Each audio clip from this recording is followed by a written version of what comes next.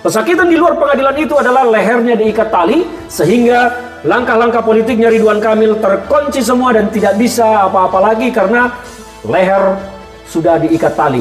Maju, leher terikat semakin kencang. Dia harus mundur.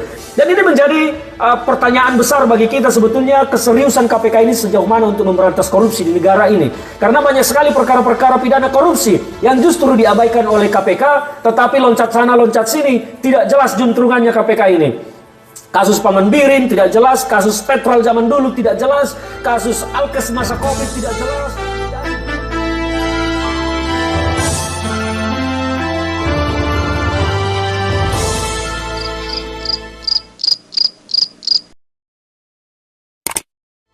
Perkara dugaan korupsi yang terjadi di Bank Jawa Barat di era Ridwan Kamil terus bergulir. KPK mengumumkan telah menyita banyak barang bukti. Ada deposito senilai 70 miliar dari beberapa deposito senilai 70 miliar, tetapi tidak disebutkan deposito itu milik siapa. Apakah milik pejabat-pejabat Bank Jawa Barat ataukah milik Ridwan Kamil? Tidak dijelaskan secara spesifik siapa pemilik dari deposito tersebut. Tetapi KPK hanya menjelaskan menyita uang dalam bentuk deposito senilai 70 miliar.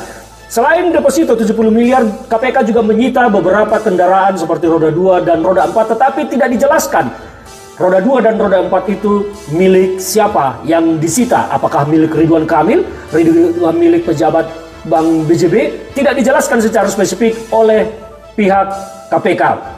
Dan ini menimbulkan pertanyaan, ada apa dengan penyidik KPK? Mengapa tidak spesifik menyebutkan itu disita dari siapa dan milik siapa? Apakah ada upaya-upaya untuk melindungi Ridwan Kamil dari kasus ini?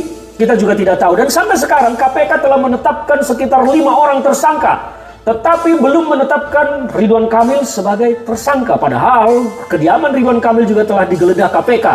Dan tentu ada yang dibawa dari sana, tetapi secara spesifik kembali KPK tidak menjelaskan apa yang disita dari kediaman Ridwan Kamil. Dan sekarang publik bertanya-tanya di mana Ridwan Kamil berada. Publik mencari keberadaan Ridwan Kamil. Di tengah sorotan yang sangat besar terhadap dirinya, justru Ridwan Kamil terkesan menghilang dan tidak terlihat di tengah publik memberikan statement komentar tentang apa yang terjadi. Ketika rumahnya digeledah, Ridwan Kamil pun tidak terlihat dan tidak ada statement sampai sekarang yang diberikan oleh saudara Ridwan Kamil terkait perkara yang dituduhkan kepada Bank Jawa Barat.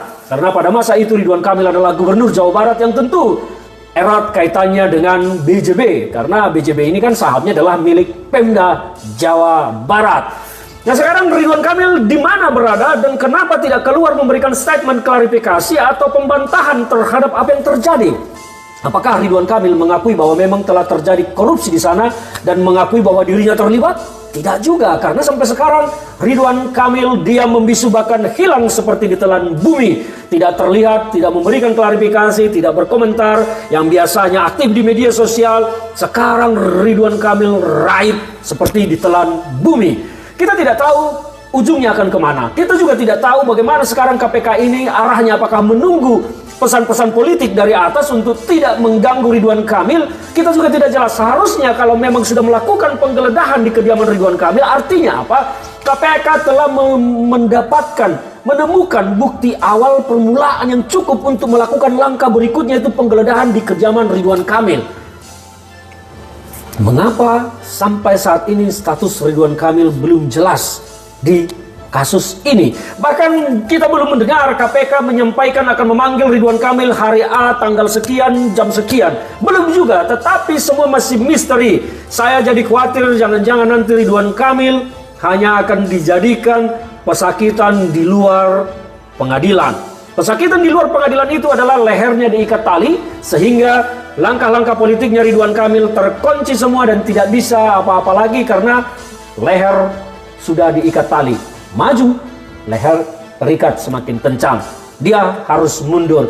Dan ini menjadi pertanyaan besar bagi kita sebetulnya, keseriusan KPK ini sejauh mana untuk memberantas korupsi di negara ini. Karena banyak sekali perkara-perkara pidana korupsi yang justru diabaikan oleh KPK, tetapi loncat sana loncat sini, tidak jelas juntrungannya KPK ini. Kasus Paman Birin tidak jelas, kasus petrol zaman dulu tidak jelas, kasus Alkes masa Covid tidak jelas, dan banyak lagi yang tidak jelas di KPK ini. Kita berharap bahwa KPK adalah lembaga super body yang betul-betul menegakkan hukum dan memberantas korupsi, bukan dipilih-pilih hanya untuk kepentingan politik. Saya orang yang sangat kecewa dengan kinerja KPK, karena menurut saya KPK benar-benar telah menjadi pemain drama di kancah pemberantasan korupsi. Bahkan saya sekarang adalah orang yang sangat ingin membubarkan KPK, karena KPK sudah kehilangan ruh pemberantasan korupsinya. Orang berlomba untuk menjadi pimpinan KPK karena tergiur dengan kekuasaan sebagai pimpinan KPK untuk justru menjadi hama baru dalam dunia korupsi. Hama baru. Maka kalau KPK masih benar-benar memiliki ruh pemberantasan korupsi, segeralah tetapkan para tersangka-tersangka yang sudah nyata-nyata di depan mata. Hei kalian KPK, apa kalian nggak malu kepada diri kalian? Bicara seolah-olah orang benar tetapi tidak bekerja dengan benar. Salam dari saya, Ferdinand Huta Hayan.